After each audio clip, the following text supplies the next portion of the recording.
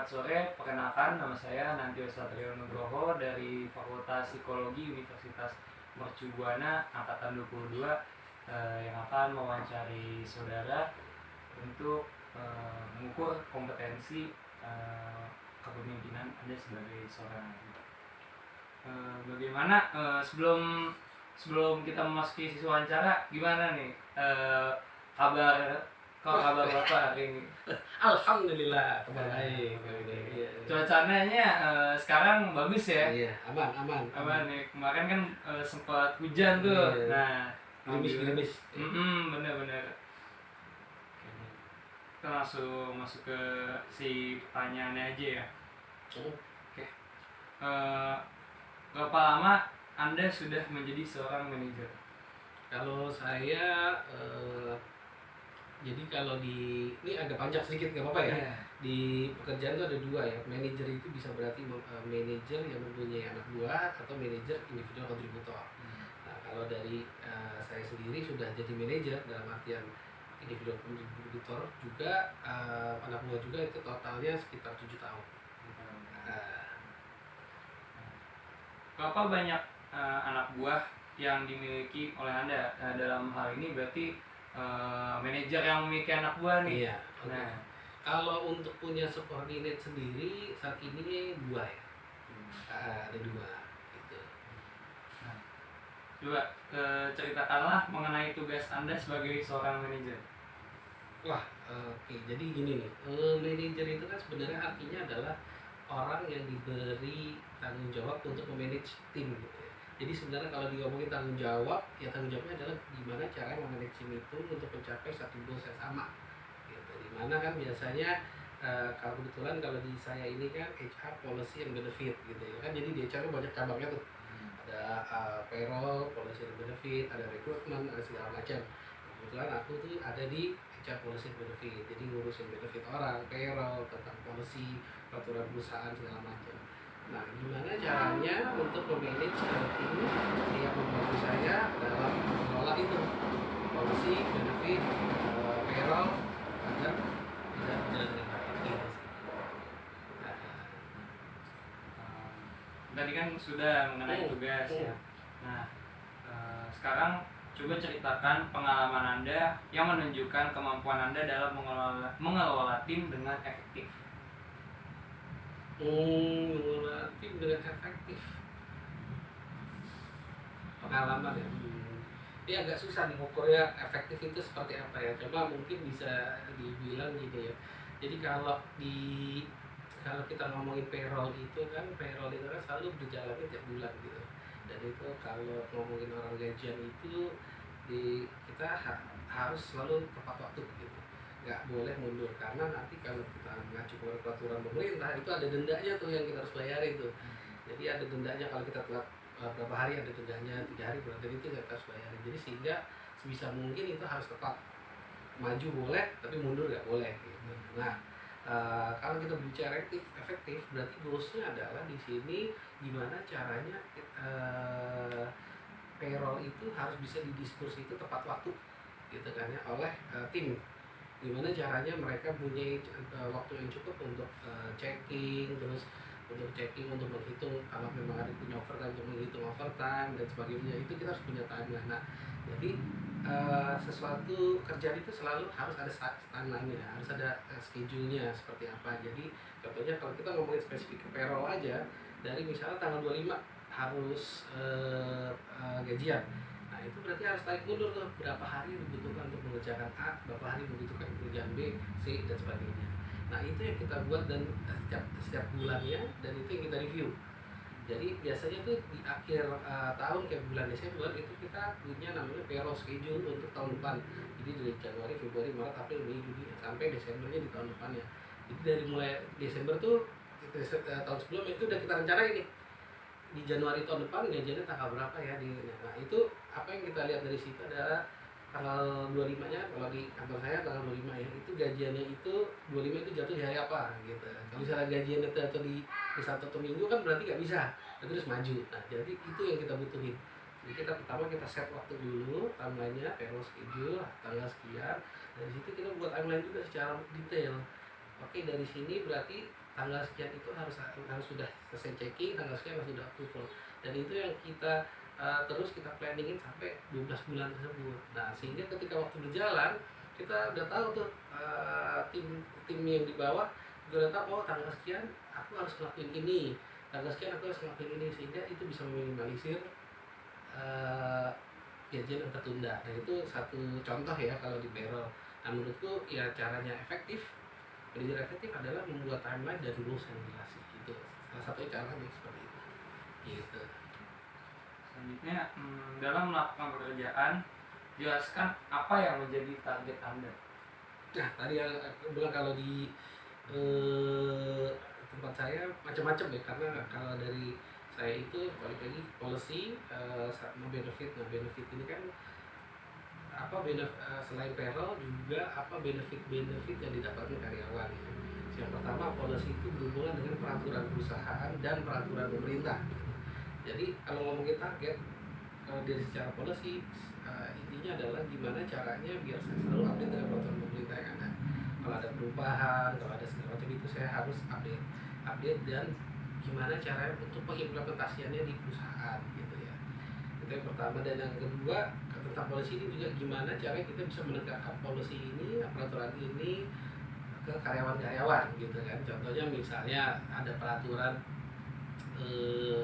paling simpelnya tentang medical benefit gitu ya, gimana caranya memanage teman-teman itu tidak menyalahgunakan tersebut.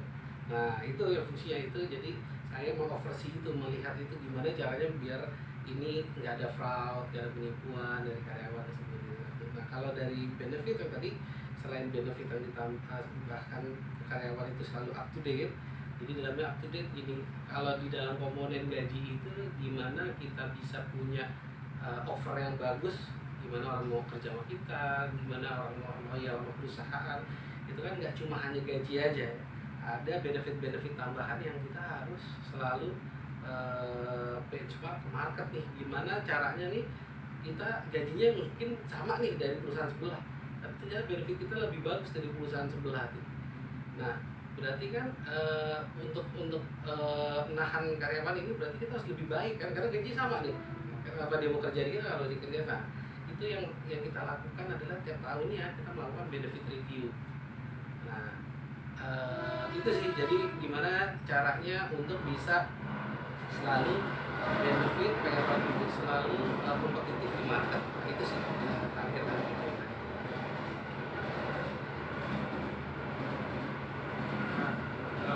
Tadi kan membahas soal targetnya dan bagaimana cara mencapai target tersebut ya.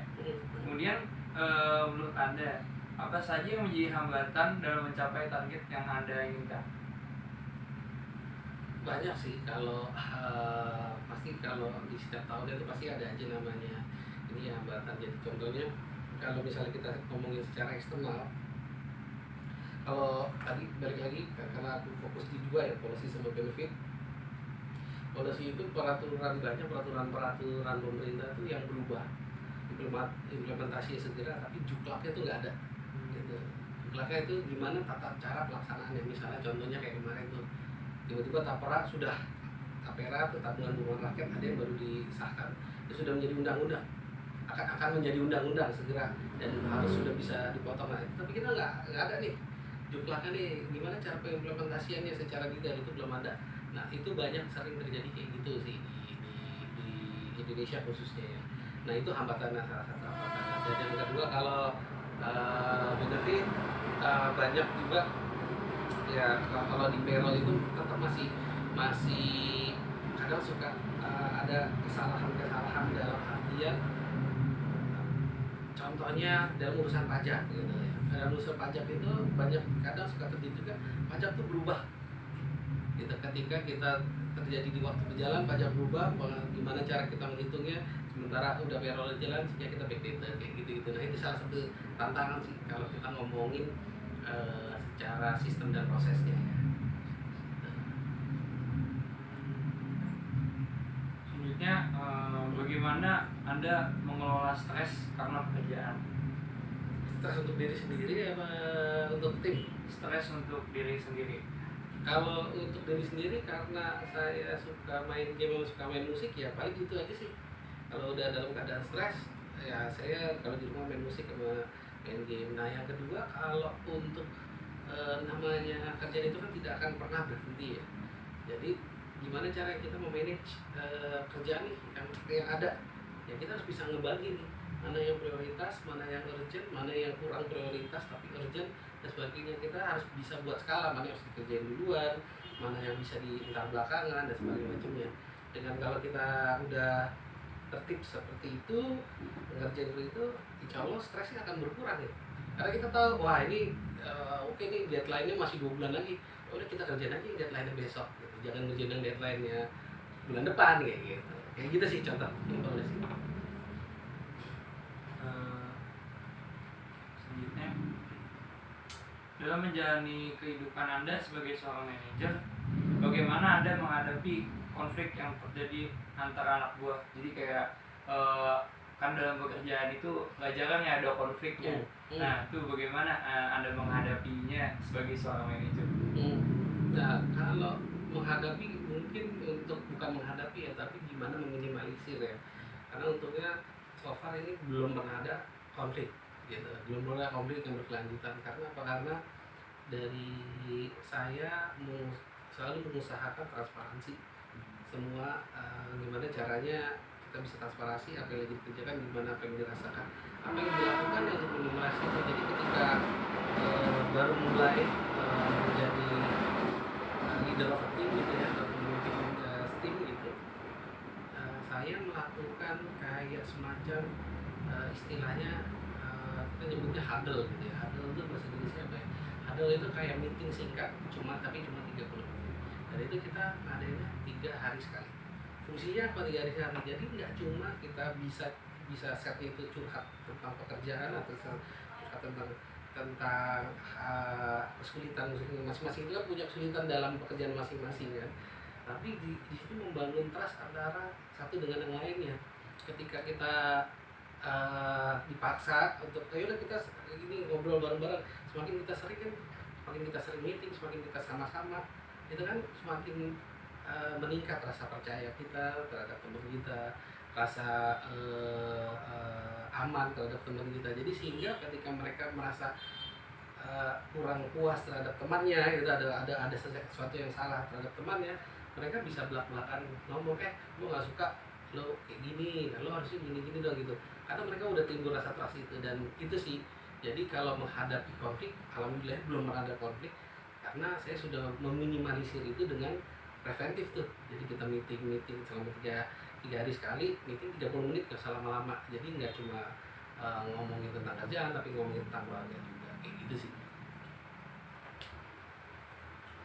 Nah, tadi sudah dijelaskan bagaimana Anda sebagai seorang manajer menghadapi konflik, dan ternyata memang dari pengalaman Anda jarang terjadi konflik karena memang sudah dilakukan tindakan preventif ya. Nah, selanjutnya, bagaimana Anda menanggapi anak buah Anda yang datang dari latar belakang yang berbeda-beda? Contohnya kayak dari latar belakang suku, ras, agama, dan juga latar belakang pendidikan yang berbeda. Itu bagaimana Anda menanggapinya? Iya pasti ya, namanya ini nggak cuma itu, tapi ada usia juga kadang. Contohnya di salah satu ini memang dua-duanya itu pasti lebih tua dari saya juga gitu, bukan pasti ya. Saat ini memang mereka usianya lebih tua, itu udah pasti beda. Nggak cuma latar belakang dari suku, ras, agama, pendidikan, tapi juga dari usianya juga udah jauh berbeda. Nah kadang apa yang harus kita lakukan adalah namanya manajer itu kan sebenarnya bukan bos dalam artian, tapi orang yang bertanggung jawab untuk bisa memanage gitu kan. Dalam artian memanage adalah membuat masing-masing orang itu bisa mencapai potensial mereka untuk mengerjakan sesuatu sehingga berkolaborasi. Sebenarnya itu kan manajer bukan bos, tapi kita kayak ya ngatur aja untuk biar kita kolaborasi untuk potensial. Sehingga apa yang terjadi adalah kita harus menghargai dan respect terhadap pandangan mereka masing-masing. Misalnya contoh ada satu case A gitu ya, pasti berbeda, kepalanya akan melihatnya berbeda nih perspektifnya. A dengan pandangannya A, B dengan pandangannya B, ini contohnya kayak gitu. Nah gimana caranya kita, ya udah kita harus tahu dulu kenapa si A ini mempunyai perspektifnya A, yang B punya perspektif yang B. Nah kalau memang ternyata pandangan mereka benar, ya itu kita ambil. Kalau memang ternyata pandangan itu salah, kita beri pengertian. Oh, kita kasih pengertian adalah dengan menghargai pandangan mereka, tapi share ke mereka gimana kalau A ini nih nggak yang C nih, karena C begini-gini. Nah biasanya dengan kita respect kayak gitu dan menghargai, ya nggak pernah ada konflik sih, nggak pernah ada masalah juga gitu.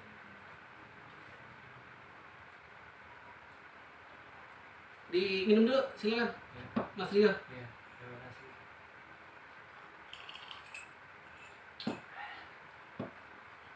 Oke, selanjutnya bagaimana Anda menghadapi anak buah Anda yang mengalami penurunan kinerja? Nah biasanya pasti kalau ada penurunan kerja, kita pasti akan berbicara dua mata ya, gitu ya. Jadi jangan pernah kalau ada anak melakukan kesalahan atau ada anak buah yang mengalami kurang kerja, ngomong atau memberitahu atau menegur itu di halayak ramai. Kalau bagi saya itu suatu big no lah kayak gitu ya. Jadi biasanya kita ngobrol berdua dulu, kita tanya secara ibaratnya nih heart to heart lah ya. Karena dari awal yang aku bilang tadi, kalau kita membiasakan itu, diharuskan itu, biasanya jadi komunitas, timbul kepercayaan, timbul rasa aman gitu. Kalau ngobrol nih gue gak bakal diapa-apain nih kalau gitu, karena biasanya dari situ pertama kita lihat dulu kenapa, tanya dulu kenapa kondisi dia mengalami penurunan. Dan nggak cuma kita tanya mengenai penurunan, tapi kita juga share ke mereka faktanya.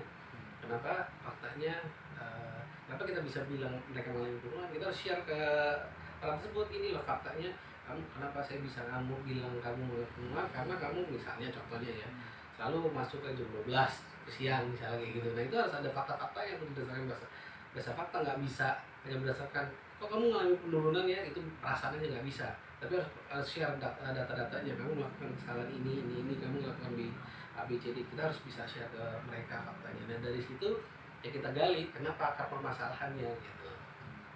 Dan biasanya sih kalau sudah kita share fakta-faktanya gitu, kita tergantung kita share dan mereka share alasannya, ya tergantung. Biasanya kalau udah seperti itu akan kinerjanya akan lebih baik lagi gitu sih gitu.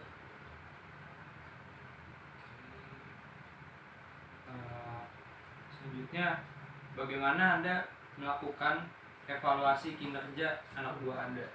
Jadi kalau di tempat saya kerja saat ini, evaluasi kerja itu selalu dilakukan 2 kali dalam 1 tahun gitu. Jadi yang pertama itu dilakukannya di akhir tahun. Jadi di akhir tahun itu kita meeting one on one juga ya, ada namanya performance review. Jadi kita mereview performance mereka selama setahun ke belakang gitu ya. Apa yang udah mereka achieve dengan target-target yang diberikan ke masing-masing individu tersebut, apa mereka belum achieve. Nah dari situ kita juga nggak hanya menilai secara targetnya dalam area kerjaan, tapi kita lihat juga secara behavior juga. Behaviornya adalah apa, bagaimana mereka mencoba untuk mencapai target tersebut. Jadi kadang misalnya targetnya nggak tercapai, tapi behavior bagus untuk mencapai tersebut, ada usahanya gitu ya. Ya itu pilihan sendiri. Jadi nggak serta-merta numbers, misalnya harus achieve 100 gitu ya, ternyata cuma achieve 95. Ya berarti nggak achieve, bukan kayak gitu. Tapi kita lihat juga behaviornya, apakah memang benar dia sudah berusaha sekuat mungkin untuk mencapai 100, tapi memang endingnya cuma 95, itu kan berbeda cerita ya. Jadi ada unsur bisnis goals-nya, ada behavioral goals-nya kayak gitu sih. Dan itu dilakukan setiap tahun. Nah dalam sesi yang sama juga kita juga menentukan apa yang ingin dicapai di tahun depannya gitu. Nah itu di akhir tahun. Nah di tengah tahun itu biasanya kita mereview lagi nih goals yang udah kita tetapkan yang sebelumnya, kira-kira apa nih yang kira-kira harus dirubah nih. Dalam artian kan banyak, namanya bisnis nih saat ini kan dinamis sekali ya. Tadinya goalsnya A, tapi ternyata arah bisnis harus berubah nih, goalsnya harus B. Ternyata nih berarti kan udah nggak valid lagi kan, harus dirubah. Yaitu biasanya di bulan Juli itu dirubah. Jadi sehingga nanti ketika akhir tahun bagus gitu sih.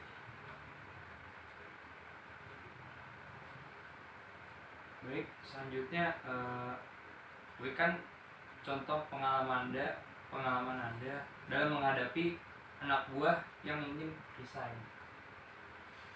Jadi jadi pernah punya pengalaman. Jadi sebenarnya resign itu kan ada macam-macam ya, ada macam-macam alasan gitu. Karena alasannya pertama memang nggak betah itu ada macam-macam. Terus ada memang ada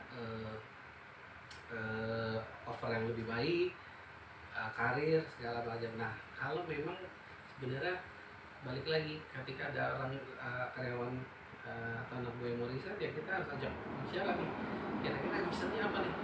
Nah apakah reasonnya itu bisa di capture oleh perusahaan kita atau enggak ini. Kalau reason itu bisa di capture, ya kita bisa memberikan yang terbaik dan mencegah hal tersebut akan resign. Nah, ternyata kalau memang reasonnya nggak bisa kita capture di dalam perusahaan kita, ya nggak apa-apa, kita lihat dulu aja. Karena memang setiap orang itu kan punya masanya juga ya. Mungkin memang masanya dia udah nggak untuk perusahaan lagi. Misalnya pertanyaan contohnya apa sih, yang contoh simpelnya yang memang kita nggak bisa tahan adalah ketika misalnya dia ngomong misalnya perempuan ngomong, iya saya udah nggak dibolehin suami saya untuk kerja karena saya berfokus ke keluarga. Ya kita nggak salahan juga, nah ya memang itu haknya karyawan gitu sih. Nah, selanjutnya dalam bekerja sebagai seorang manajer, hal apa saja yang mempengaruhi Anda dalam mengambil keputusan, Kalau dari banyak faktor, tergantung situasi. Ini situasional ya. Cuma ketika mengambil keputusan gini kita harus memperhatikan dari segala banyak sisi, apalagi HRD ya. HRD itu kan berdiri di dua kaki kan, kita harus membela karyawan tapi juga membela keputusan bisnis goals gitu kan, bisnis perusahaan. Gimana caranya ini bisa bersinergi gitu. Nah, jadi gimana caranya mengambil keputusan, ya itu kita harus bisa melihat dari sisi karyawannya juga, tapi di satu sisi kita bisa lihat harus dari bisnis goals juga. Jadi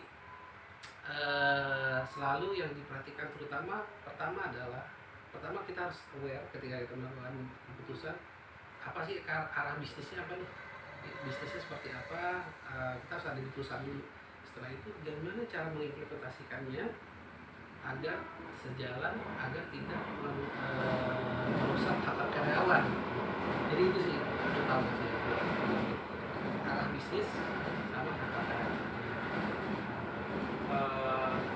Kan memang HRD itu dia menyeimbangkan antara hak si karyawan dan juga kebutuhan perusahaan yang ingin mencapai goals. Nah, bagaimana Anda menjaga subjektivitas Anda kepada karyawan, tetapi juga tidak menghilangkan objektivitas Anda terhadap Anda yang ingin menggerakkan karyawan untuk mencapai goals tersebut? Jadi kalau di garis bawahi bisa dibilang intinya adalah memang 70% kita nggak bisa objektif pure, kita harus adil. Kalau adil itu kan, kita berbicara adil itu adil buat orang lain, belum tentu adil buat orang lainnya juga kan. Tapi perlu diingat adalah kalau HRD itu adalah kepanjangan tangan perusahaan. Jadi sehingga kalau misalnya aku bilang pasti 60% kita tetap kaki kita ada di perusahaan. Itu yang harus kita ingat gitu ya. Jadi 40%-nya baru gimana caranya biar kita mengkomunikasikan secara adil, secara haknya yang tidak melanggar peraturan pemerintah. Intinya aja sih, pokoknya itu. Jadi intinya adalah mungkin kita kalau di HRD itu bukan seperti kita nggak akan bisa dari sekian ratus orang puas semua, nggak akan bisa. Jadi intinya udah pasti itu, dan kita harus siap dengan itu, harus siap ada orang yang gak suka sama HRD, karena memang dari 400 orang itu nggak mungkin semuanya suka gitu. Kalau mungkin semua orang suka sama kita nggak menjadi HRD, kita jadi tukang es krim aja, karena es krimnya semua orang suka ya. Nah itulah bedanya. Nah jadi tapi gimana caranya agar, intinya adalah gimana caranya agar keputusan perusahaan bos itu tuh harus sejalan dengan apa yang ada di peraturan, tidak melanggar apa yang ada di peraturan pemerintah. Itu intinya sih itu sih gitu. Jadi gimana jaga objektifnya, tetap kalau menurut aku sih nggak bakalan bisa objektif dua ya, tetap kita harus membela perusahaan sih, intinya gitu sih.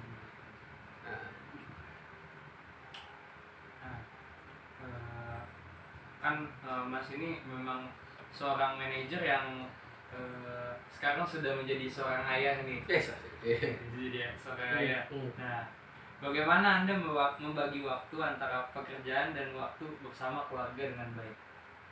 Kalau zaman sekarang ya, kalau aku bilang ya, karena teknologi makin canggih, jadi udah bukan kan, kalau ini kan masih bicara tentang work life balance ya.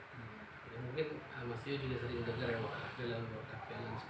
Cuman kalau untuk saat ini udah bukan work life balance lagi tuh, tapi work life integration gitu. Jadi kalau dulu mungkin iya, karena dulu teknologi belum maju, susah gitu kan ya. Nah sekarang ada namanya work life integration. Jadi gimana kehidupan kerjaan dan kehidupan pribadi itu bisa sejalan gitu dalam satu bersamaan gitu. Contohnya kalau hari Sabtu Minggu pun ya kita tetap bisa melanjutkan kerjaan dengan keluarga, tapi kita juga bisa kerja karena udah ada laptop, udah ada handphone yang bisa kita akses kapan aja untuk balas email gitu. Jadi gimana cara bagi waktunya sekarang justru menurut aku justru lebih gampang, nggak kayak dulu ya susah.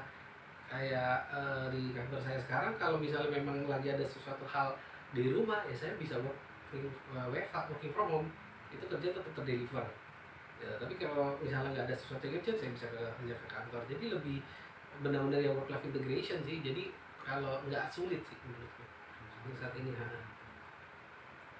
Ini ada pertanyaan yang sempat konsep tadi.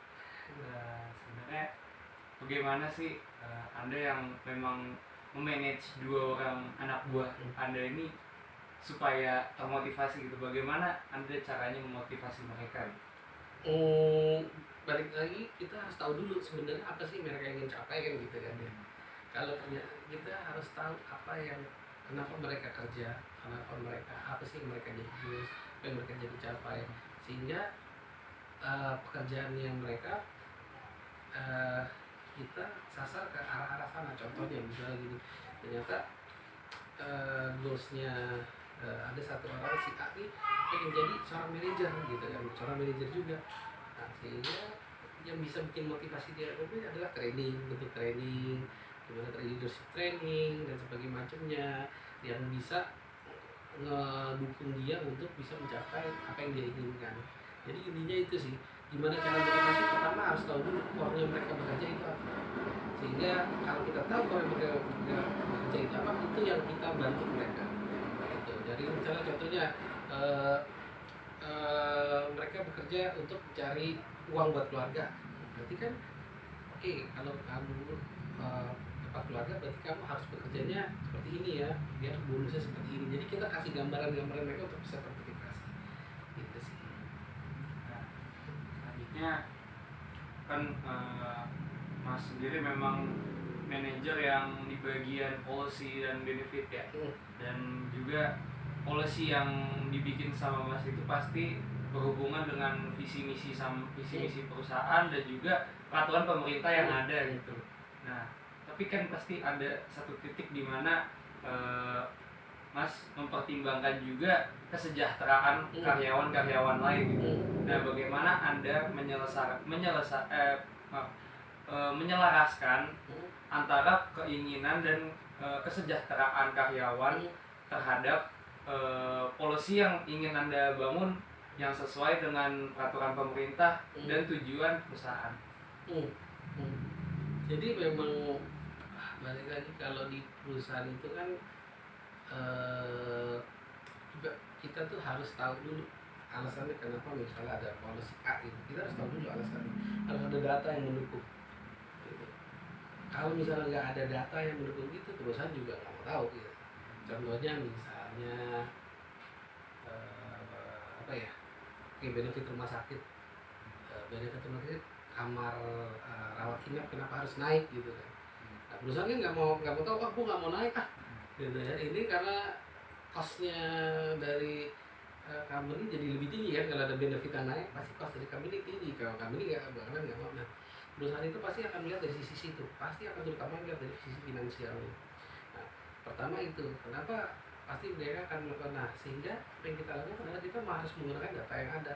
Data yang adanya apa? Kita harus benchmark benchmark buat kasih. Jadi kita kan ngomong nggak ngomong asal-asalan kalau ke perusahaan bahwa harus naik sekian, enggak, itu harus ada datanya. Apa yang kita lakukan benchmark, kita harus cari tahu dulu berapa sih sebenarnya harga rumah sakit rata-rata di Jakarta gitu ya. Kenapa Jakarta? Karena kebanyakan karyawan kita ada di Jakarta. Dari situ data-datanya juga kita download juga, rumah sakit yang kayak gimana sih, rumah sakit apa aja nih yang sering dikunjungi sama karyawan kita. Nah dari situ kita banyak dapat data, sehingga dapat data, bahwa ternyata nih yang kita cover nih dengan harga rumah sakit nih cimplak nih, ya, gitu. Itu yang pertama. Yang kedua kita benchmark juga dari perusahaan-perusahaan lain. Nah sehingga dengan data seperti itu bisa mendukung kesejahteraan karyawan, karena karyawannya selalu misalnya karyawan mau komplain kan, kalau misalnya ada anaknya yang ke rumah sakit ternyata kok mahal gitu, kita harus bayar lagi. Nah ini kan berarti kan gimana caranya menghemat kesejahteraan karyawan ya dengan data itu. Lalu kita bagi ke perusahaan, dan melihat datanya itu mereka pasti tahu, setuju, oke, gitu sih. Jadi tetap intinya gimana caranya, again semuanya itu harus by data gitu sih. Ya, sekian untuk sesi wawancara kali ini sudah selesai. Terima kasih sebelumnya Mas ya, untuk karena sudah mau juga diajak sebagai narasumber untuk diukur kompetensi kepemimpinannya sebagai seorang manajer. Terima kasih. Sama-sama Mas Rio.